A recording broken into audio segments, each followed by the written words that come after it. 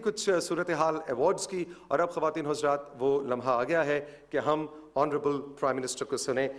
Sir, we are looking forward to listen to you.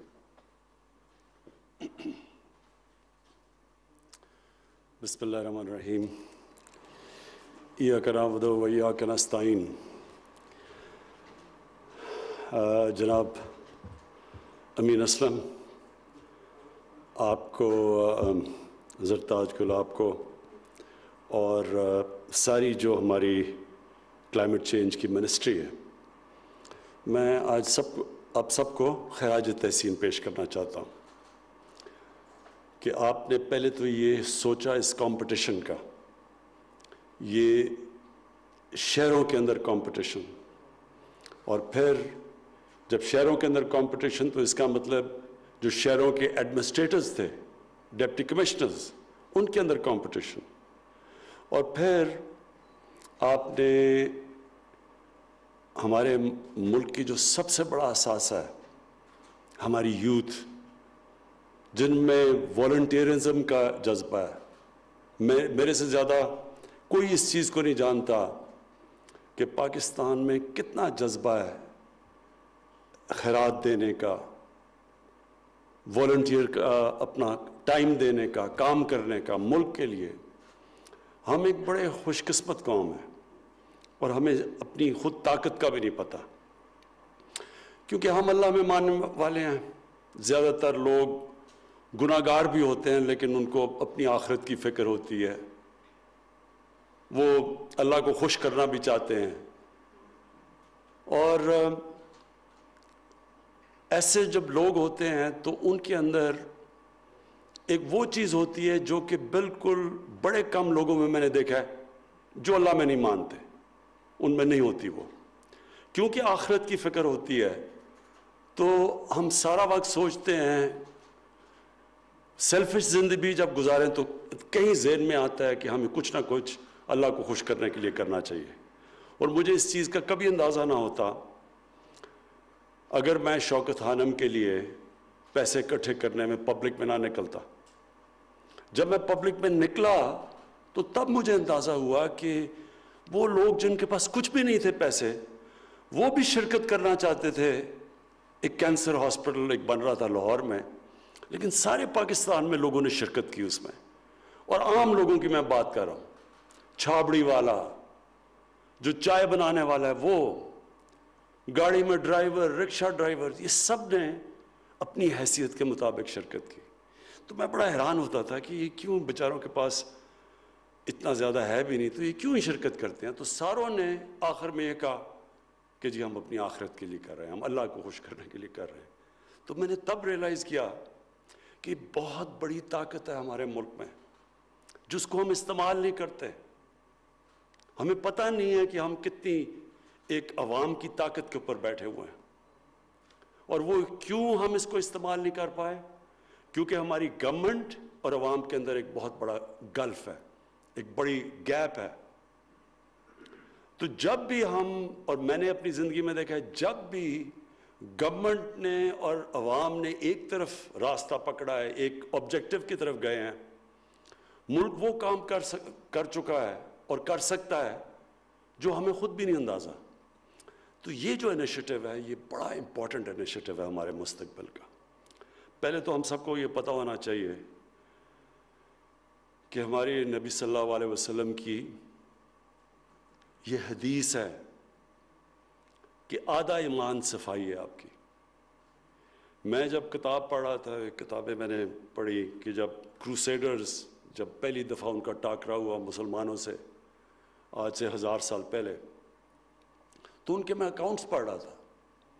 تو وہ جو مسلمان تھے تب کے، وہ جب ان کو دیکھتے تھے، وہ جو یورپینز، جب یہ جو کروسیڈ کرنے آئے تھے یورپ سے، تو وہ کہتے تھے کس طرح کے جنگلی لوگ ہیں.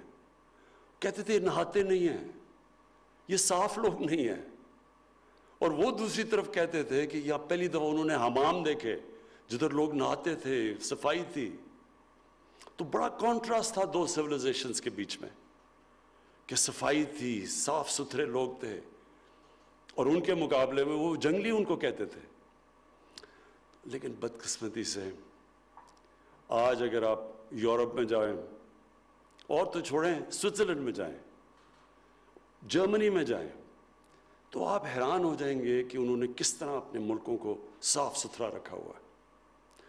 اور ہم، اللہ نے ہمیں وہ ملک دیا ہے، میں بار بار اپنے لوگوں کو کہتا ہوں، کیونکہ ہمارے زیادہ تر لوگ جو حکمران رہے ہیں ان کو پتہ ہی نہیں ہے پاکستان کا، کسی نے پاکستان ایسے نہیں دیکھا جو میں نے دیکھا، کوئی پاکستان کا حصہ نہیں ہے جس میں میں نہیں گیا، سارا بلوچستان سے لے کے کونوں میں، سارا سندھ، اندرون سندھ، گاؤں، پنجاب، ناردرن ایریاز، قبائلی علاقہ، یہ سب میں پھرا ہوں۔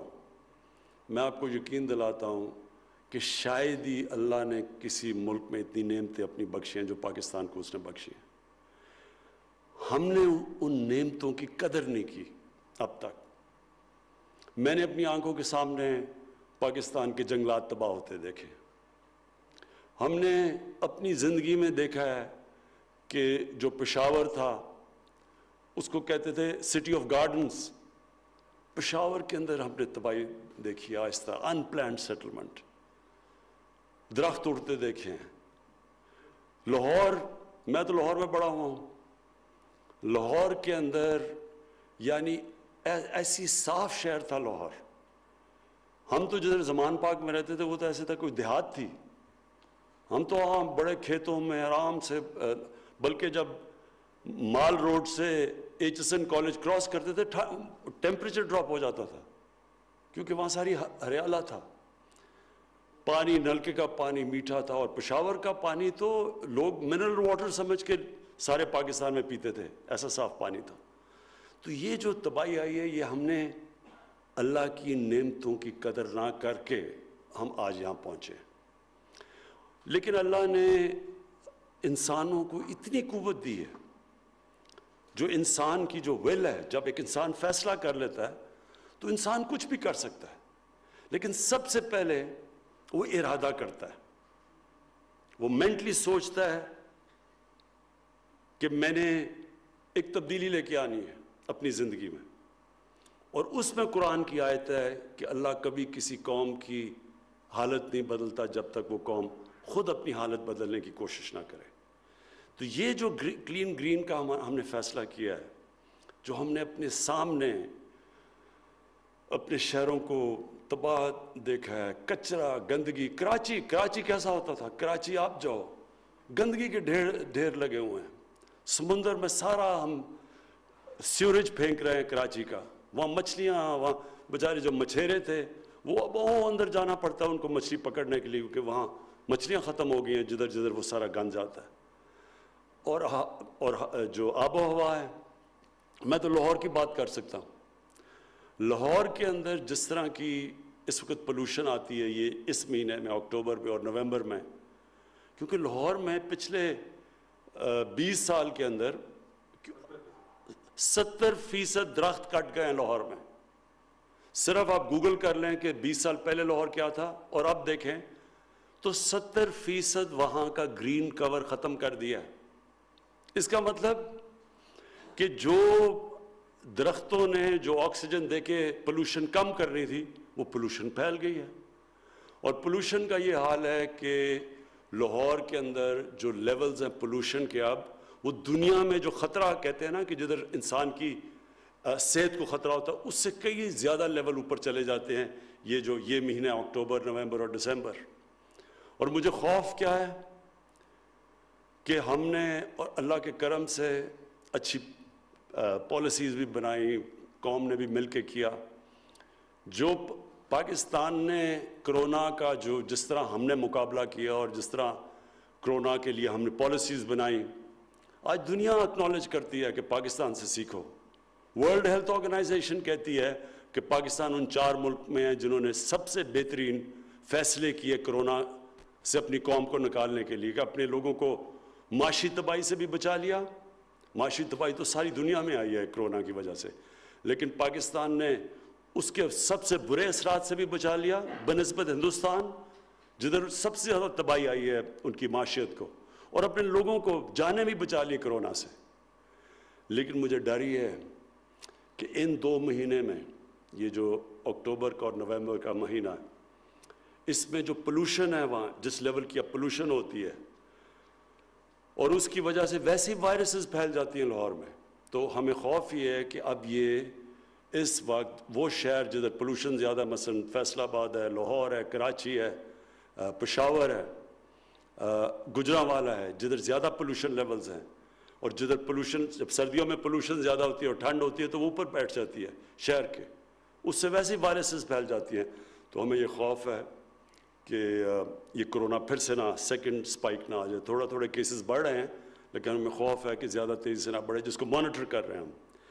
کہنے کا میرا مطلب یہ ہے کہ یہ ہے ٹائم قوم موبلائز ہو. جس طرح یہ جو والنٹیئرز ابھی آپ نے دیکھے، میں آپ کو خاص خراج تحسین پیش کرتا ہوں اور اپنے ڈپٹی کمشنرز کو بھی، کہ یہ ہے ٹائم کہ قوم اور گورنمنٹ مل کے اپنے بچوں کی، اپنے آنے والی نسلوں کی، ان کے مستقبل کو بچائے. ریفارسٹیشن کی ضرورت ہے پاکستان میں. ہم نے تباہ کر دیے اپنے جنگل. میں نے اپنی آنکھوں کے سامنے بڑے بڑے جنگلات تھے. میں خود بچپن میں جاتا تھا چھانگا مانگا، کندیا میاں والی میں اتنا بڑا جنگل ہوتا تھا.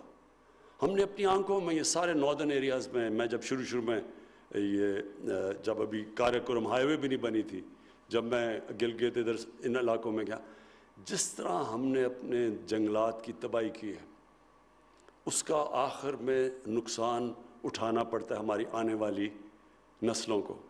اس لیے ایک تو ہمارا 10 ارب درخت کی جو ہمارے ایک بہت ایمبیشس جو ہمارا ٹارگٹ ہے، ایک تو وہ ہے. دوسرا اپنے شہروں کو صاف کرنا. یہ جو سالڈ ویسٹ کی بات کی ہے کہ جب وہ اٹھا لیتے ہیں پھر پتہ نہیں اسے کرنا کیا ہے. اب تو دنیا میں جو ویسٹ ہے وہ اس سے تو بڑا پیسہ بنتا ہے، اس سے ہم بجلی بنا سکتے ہیں. تو اس کے اوپر بھی اب ہم لگے ہوئے ہیں. ہم نے کانٹریکٹس دیکھ رہے ہیں باہر سے کمپنیز کہ ہم کیسے سالڈ ویسٹ سے بجائے ہمارے شہروں میں لوڈ سیٹنگ ہو، اسی ویسٹ سے اس کو بھی ہم استعمال کر لیں، شہروں کے اندر بجلی بھی بنا لیں، اور وہ بجائے ہمارے لیے ایک بوجھ بنا، مشکل بنے، اس کو ہم پروڈکٹیو کر دیں. تو اس کے اوپر بھی اب پوری کوششیں ہو رہی ہیں ہماری کہ سالڈ ویسٹ سے بجلی بنائیں. لیکن جو 2 چیزیں ہم نے کرنی ہے، اپنی ہوا، اپنی جو پولوشن ہے ایئر پولوشن، اس کو، اور دوسرا جو ہمارے دریاؤں کے اندر ساری جو گندگی جا رہی ہے اس کو. اب یہ لگتا سب بڑا مشکل کام ہے، کیونکہ جب ایک سارا معاشرہ یہ پرواہ نہیں کرتا کہ ہوا کی پولوشن ہو رہی ہے، دریاؤں کی پولوشن، جب معاشرہ پرواہ نہیں کرتا تو تھوڑے سے لوگ جب شروع ہوتے ہیں تو لگتا ہے کہ یہ بہت مشکل ہے، یہ کیسے ہوگا. پہلے مائنڈ سیٹ چینج ہوتا ہے، پہلے لوگوں کی سوچ چینج ہوتی ہے. یہ ہمیشہ یاد رکھیں، تبدیلی پہلے ذہنوں میں آتی ہے پھر زمین پہ آتی ہے. پہلے ہم نے سارے لوگوں کو بار بار یہ سمجھانا ہے کہ یہ ہم اپنے ملک کی تباہی کر رہے ہیں. یہ خوبصورت ملک جو اللہ نے ہمیں دیا ہوا ہے، اس کی تباہی کر رہے ہیں اگر ہم اسی طرح اس کو پولوٹ کرتے رہیں. پہلے ہم نے ادھر سے شروع کرنا ہے. اور پھر جو یہاں ڈپٹی کمشنرز نے کیا، یہ اس لیے امپورٹنٹ ہے کہ جب تھوڑے سے ڈپٹی کمشنر اپنی ڈیوٹی سے ہٹ کے کام شروع کر دیتے ہیں اور ان کو جب اکنالج کیا جاتا ہے، تو معاشرے کے اندر سزا اور جزا کا جو نظام ہے وہ جب وہ آ جائے وہ معاشرہ آگے بڑھنا شروع ہو جاتا ہے. اگر کوئی پوچھے ہی نہ کہ اچھا جی شہر میں گندگی ہے اور ایک ڈپٹی کمشنر کام کرے باقی نہ کریں، تو اور اگر اسے پوچھے بھی نہ، وہ محنت بھی کرے، کوئی اکنالج ہی نہ کرے، تو کیوں محنت کرے گا آگے.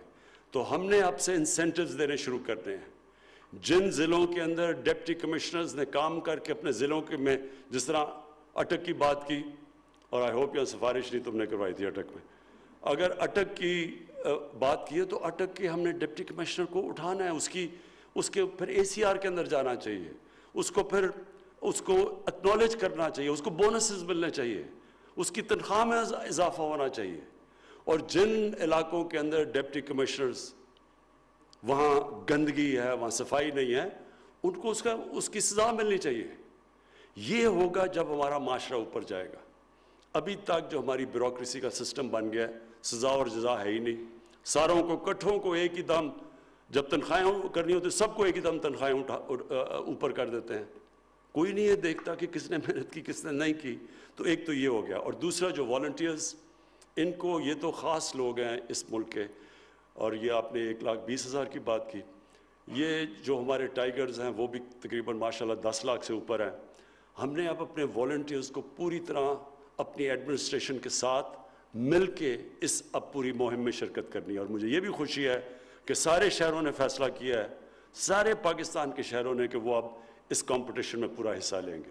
اور انشاءاللہ ہم اب اس کی جو پرائز ہے وہ بھی بڑھائیں گے. ان کو یہ زیادہ انعام دیا کریں گے، بجائے لاکھوں کے کروڑوں روپے کے انعام دینے چاہیے ان شہروں کو جدھر لوگ کام کرتے ہیں. کیونکہ وہ آپ یہ سمجھیں نا کہ جو اپنے شہروں کو صاف اور شفاف رکھتے ہیں تو ان کے لیے تو کروڑوں روپے کا بونس بھی کچھ نہیں ہے، کیونکہ وہ لوگوں کی جانیں اور زندگی بہتر کرتے ہیں، اور بچوں کی خاص طور پہ. اب لاہور کے اندر جو پولوشن آتی ہے، اتنا زیادہ نقصان ہوتا ہے کہ آپ کوانٹیفائی نہیں کر سکتے کہ اس پولوشن سے کتنی بیماریاں ہوں گی، کتنے لوگ مریں گے، کس قسم کی اس کی بچوں کے اوپر کیا افیکٹس آئیں گے. یہ تو اس کی تو آپ اس کو تو چند سالوں کے اندر اثرات سامنے آتے ہیں. تو جو بھی اس میں محنت کریں گے انشاءاللہ ہم ان کو پوری طرح ریوارڈ کریں گے. میں پھر سے آپ کو مبارک دیتا ہوں، اور یہ بڑا زبردست آپ کا انیشیٹو تھا، اور آپ کی منسٹری کو میں مبارک دیتا ہوں. میں پھر سے اپنے ڈپٹی کمشنرز کو اور اپنے والنٹیئرز کو سب کو آج خراج تحسین پیش کرتا ہوں. وزیر اعظم عمران خان تقریب سے خطاب کر رہے تھے. Clean green index encouragement award ان لوگوں کو اپریشیٹ کرنا چاہیے، ان لوگوں کو شاباش ملنی چاہیے، کروڑوں کے بونسز ملنے چاہیے ان شہروں کو جو شہر جو ہیں صفائی ستھرائی مہم میں حکومت کا ساتھ دے رہے ہیں، وہ لوگوں کی جان بچا رہے ہیں. ان کو جتنا زیادہ انعام دیا جائے اتنا کم ہے. وزیر اعظم عمران خان کا گرین انڈیکس ایوارڈ تقریب سے خطاب ہم نے آپ سے براہ راست شیئر کیا.